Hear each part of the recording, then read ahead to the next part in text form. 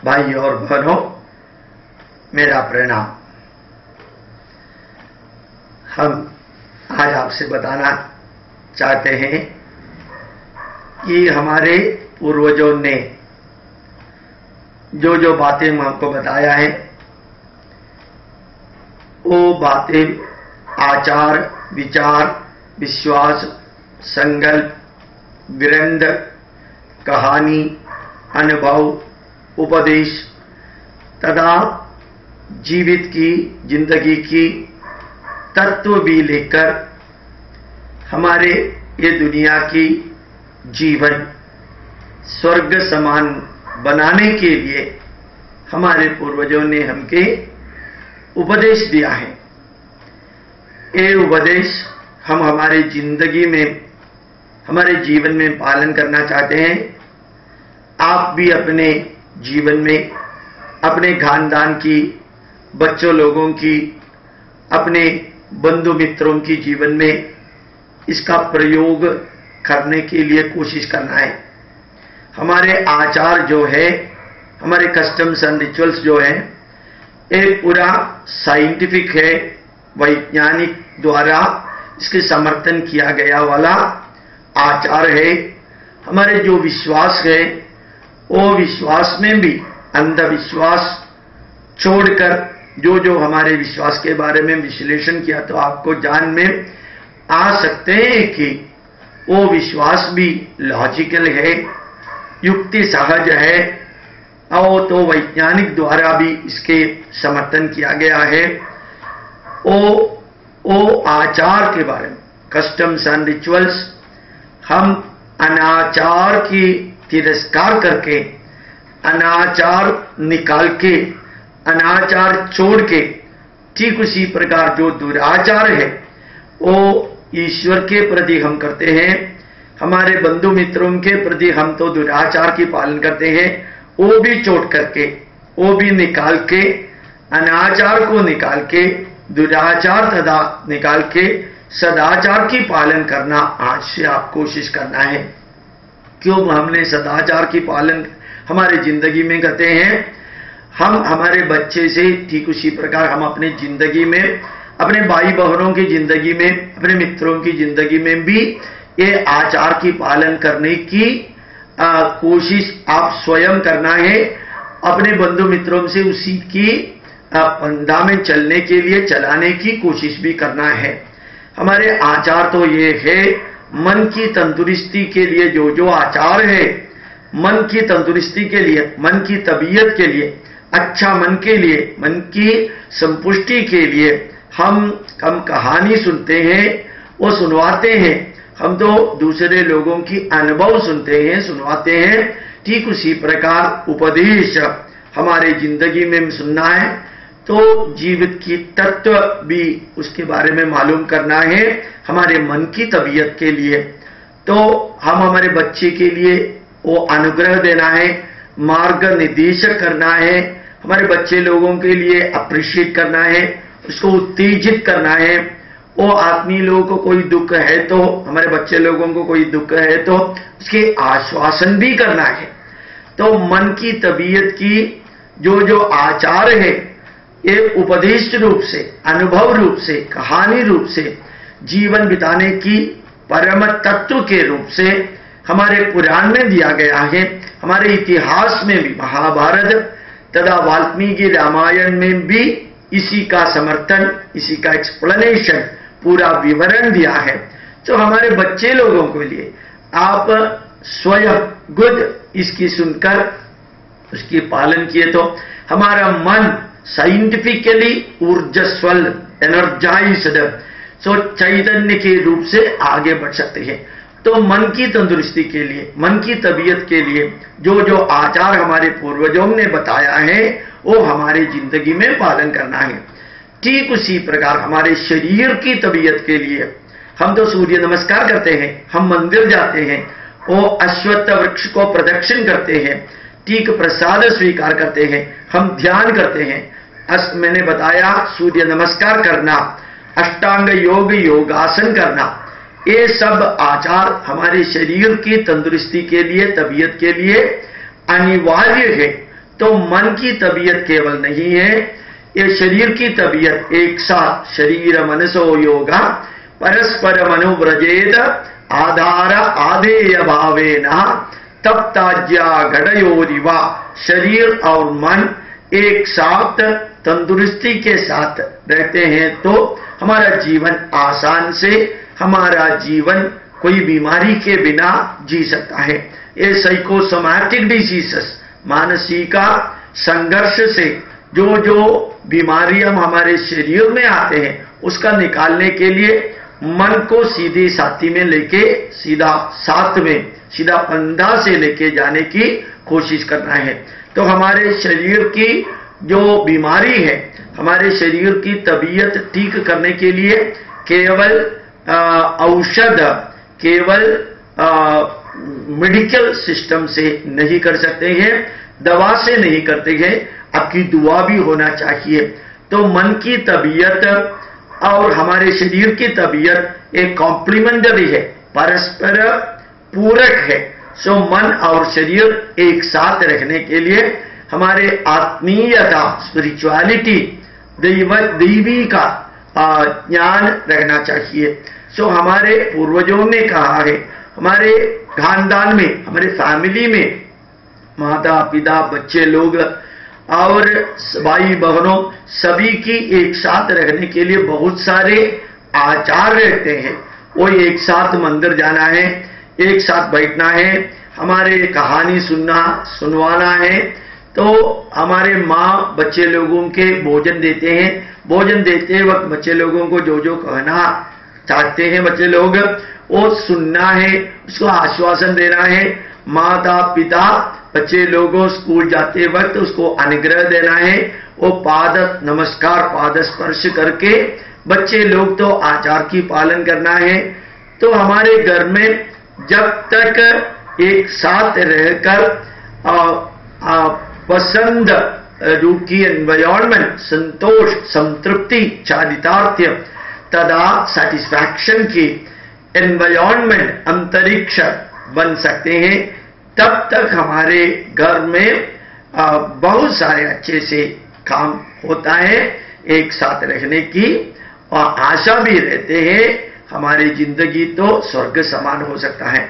तो हम हमारी जिंदगी में साइंटिफिकली प्रूवन, वैज्ञानिकों ने जो जो आचार की समर्थन किया है वो आचार हमारे मन के लिए, हमारे बच्चे लोगों के मन के लिए, तबीयत के लिए जितने अच्छे होते हैं उसकी पालन करना, शरीर की तबीयत के लिए जितना अच्छे होते हैं उसकी पालन करना, हमारे फैमिली की बॉन्डेज, सोशल बॉन्डेज जैसे हमारे फैमिली की बॉन्डेज के लिए प्रयोजन होता है उसका भी पालन करना, हमारे समूह में, सोसाइटी में जितना आचार है, शिवरात्रि की आभूषण, शिवरात्रि, होली त्योहार मनाना, नवरात्रि, दशहरा, ठीक उसी प्रकार हर राज्य में हर प्रकार की त्योहार है, उत्सव है। वो उत्सव में हम सोशल बॉन्डेज के रूप में एक साथ आते हैं। हमारे घर में शादी है तो, हमारे घर में एक मृत्यु हो गया तो, हमारे घर में गृह प्रवेश जैसे आचार की पालन करते हैं। तो ये आचार की उद्देश्य ये है हमारे बंधु मित्रों को एक साथ लेकर हमारा सोशल बॉन्डेज मजबूत करना। तो हम इसकी याद करना है, गर्ज करके संपत्ति की गर्ज करके, व्यर्थ रूप से गर्ज करके सोशल बॉन्डेज नहीं करना। लेकिन हमारे सोसाइटी में जितने बीमारी लोग हैं, वृद्ध लोग हैं, अनाथ लोग हैं, कोई माता पिता के बिना जीवन बिताने वाले बहुत सारे बच्चे लोग हैं, बीमारी है, वो बहुत सारे क्लेश सहन करने वाले आदमी को हम सहायता पहुंचाते हैं तो हमारे सोसाइटी भी मजबूत हो जाएगा। तो सोसाइटी के लिए जन सेवा, जनार्दन सेवा, नर सेवा, नारायण सेवा, ठीक उसी प्रकार मानव सेवा, माधव सेवा के रूप में हम सोसाइटी को अच्छे पंधा में लेके जाने की कोशिश करना हमारे आचार की बात अविभाज्य भाग है। सो हमारे सदाचार मन के लिए है, हमारे सदाचार तो शरीर की तंदुरुस्ती तबीयत के लिए है, हमारे सदाचार तो फैमिली की गठबंधन, फैमिली की बंधन अच्छे करने के लिए है। ठीक उसी प्रकार सोशल बॉन्डेज, समूह में रहने वाले बहुत सारे आत्मीय लोग एक साथ लेके आकर हमारे गांव में, हमारे शहर में, हमारे राज्य में, हमारे राष्ट्र में एकता की मानव अनुभूति, मानसिक अनुभूति बढ़ाने के लिए, जागवाने के लिए हम सब उसी प्रकार हमारे राष्ट्र की ऐक्य एकता से कर सकते हैं। जननी जन्मभूमिश्च स्वर्गात् अभिगरीयसी, श्री राम ने लक्ष्मण से ऐसा कहा कि हमारे जन्मभूमि भारत तभी रूप से बहुत तंदुरुस्ती के साथ, शक्ति के साथ और संपत्ति के साथ, एकता के साथ रहने के लिए हर राज्य, हर जिला, हर गांव की आत्मीय लोग एक साथ आने के लिए बहुत सारे आचार की पालन हम करते हैं। कुंभ मेला में 10 करोड़ आत्मीय लोग आए हैं। भारत राष्ट्र के सभी राज्यों से उतने आत्मीय लोग उधर क्यों आए हैं? भारत की एकता के लिए। केरला में सबरीमला है, गुरुवायूर है, आंध्रा में तिरुपति है और तमिलनाडु में पழनी है, मधुरा मीनाक्षी टेम्पल है। सभी राज्यों की आत्मीय लोग उधर आकर प्रार्थना करते हैं। हमारे राष्ट्र की एकता की सिंबल, एकता की चिन्ह है ये हमारी पिलग्रिमेज सेंटर। और दक्षिण भारत के बहुत सारे आत्मीय लोग उत्तर भारत जाके काम करते हैं। उत्तर भारत के बहुत सारे लोग दक्षिण भारत आते हैं। ओणम की त्योहार मनाने के टाइम पर सभी भारतवासी की वो मार्केटिंग करने वाले केरला आते हैं। अभी भी आपको मालूम कर सकता है कि आधा करोड़ आत्मीय लोग आसाम, ठीक उसी प्रकार बिहार, बंगाल, नेपाल में आकर केरला में काम करते हैं। वो केरला में रहते वक्त कोई किसी को मैं अलग राष्ट्र में रहने वाला है कि एक सोच भी कभी भी नहीं है। एक साथ इधर आकर केरलिया और जनता के साथ, केरलावासी के साथ वो रहते हैं, काम करते हैं, खाना पीना एक साथ करते हैं, प्रार्थना भी करते हैं। हमारे मंदिर में ही ये आसाम वाला, नेपाल वाला, बिहार वाला जाकर प्रार्थना भी करते हैं। हमारे स्कूल में वही पढ़ते हैं, गवर्नमेंट स्कूल में वो कोई पैसा देने के बिना आसाम वालों के भी पढ़ना भी सीखना बहुत आसान की बात होता है। क्यों मैंने ये बताया? हमारे आचार ये ईसाई के आचार के समान नहीं है, मुसलमान के आचार के समान नहीं है। वो लोगों ने आचार की पालन क्यों करते हैं? वो भगवान की पसंद करने के लिए, ईश्वर की अनुग्रह मिलने के लिए। लेकिन हमारे आचार की पालन केवल ईश्वर की अनुग्रह के लिए नहीं, केवल ईश्वर से हमको जो चाहते हैं वो मिलने के लिए नहीं, लेकिन हमारे मन की तबीयत के लिए बहुत सारे आचार है। शरीर की तबीयत ऊंचे लेके जाने के लिए बहुत सारे आचार है। हमारे फैमिली रिलेशन मजबूत करने के लिए बहुत सारे आचार है। सोशल बॉन्डेज, सनातन धर्म की परिपालन के लिए बहुत सारे आचार है।